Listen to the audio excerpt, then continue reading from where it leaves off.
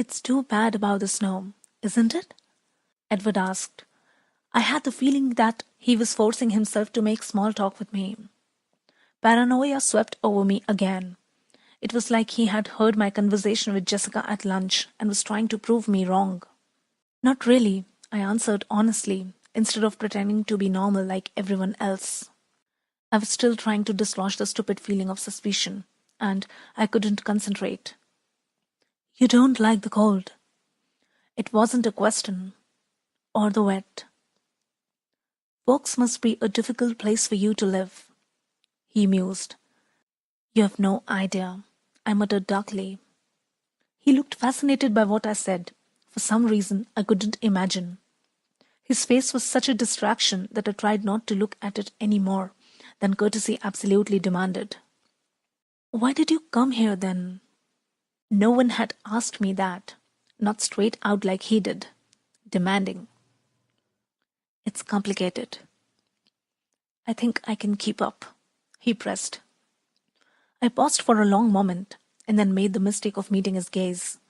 His dark, cold eyes confused me, and I answered without thinking. My mother got remarried, I said. That doesn't sound so complex. He disagreed, but he was suddenly sympathetic. When did that happen? Last September. My voice sounded sad, even to me. And you don't like him, Edward surmised, his tone still kind. No, Phil is fine.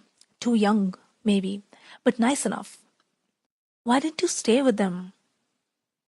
I couldn't fathom his interest, but he continued to stare at me with penetrating eyes, as if my dull life story was somehow vitally important. Phil travels a lot. He plays ball for a living. I half smiled. Have I heard of him? He asked, smiling in response. Probably not. He doesn't play well. Strictly minor league. He moves around a lot.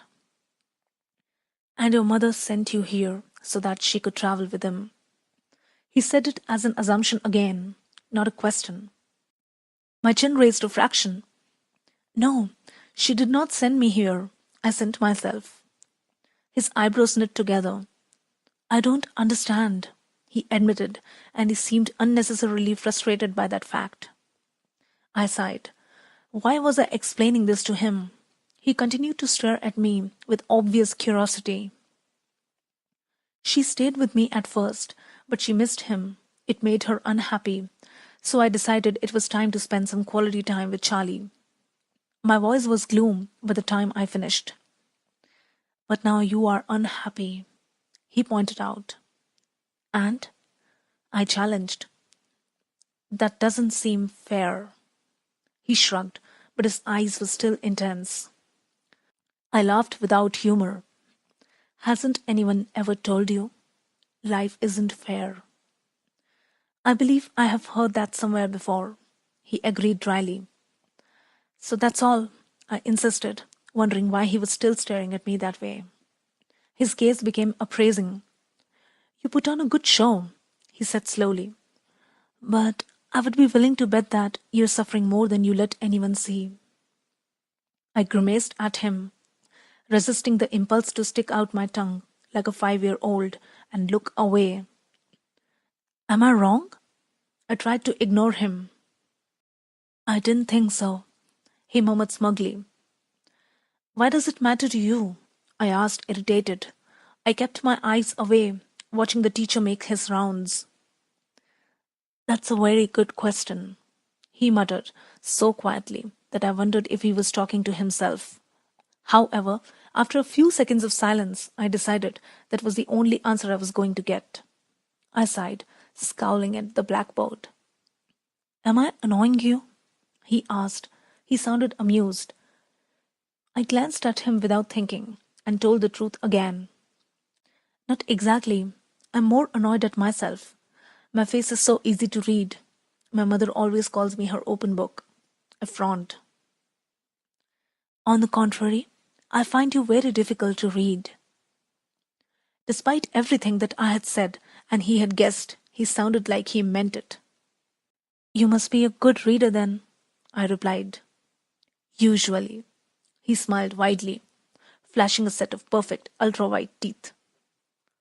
Mr. Banner called the class to order then, and I turned with relief to listen. I was in disbelief that I had just explained my dreary life to this bizarre, beautiful boy, who may or may not despise me. He had seemed engrossed in our conversation, but now I could see, from the corner of my eye, that he was leaning away from me again, his hands gripping the edge of the table with unmistakable tension. I tried to appear attentive as Mr. Banner illustrated, with transparencies on the overhead projector, what I had seen without difficulty through the microscope. But my thoughts were unmanageable. When the bell finally rang, Edward rushed as swiftly and as gracefully from the room as he had last Monday. And, like last Monday, I stared after him in amazement. Mike skipped quickly to my side and picked up my books for me. I imagined him with a wagging tail. "That was awful," he groaned. "They all looked exactly the same. You are lucky you had Cullen for a partner." "I didn't have any trouble with it," I said, stung by his assumption. I regretted the snub instantly. "I've done that lap before, though," I added before he could get his feelings hurt. "Cullen seemed friendly enough today," he commented as we shrugged into our raincoats. He didn't seem pleased about it. I tried to sound indifferent. "I wonder what was with him last Monday."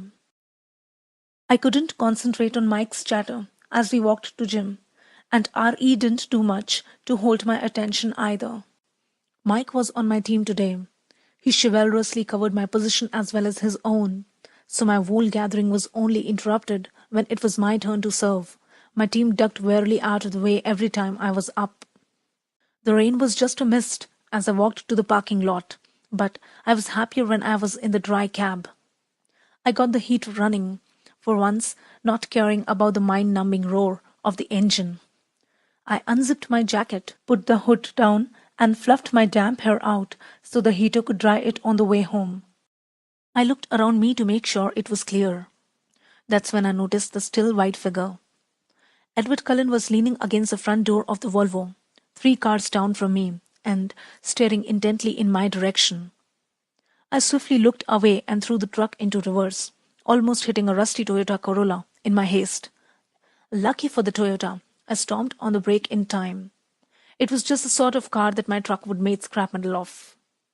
I took a deep breath, still looking out the other side of my car, and cautiously pulled out again, with greater success. I stared straight ahead as I passed the Volvo, but from a peripheral peak, I would swear I saw him laughing.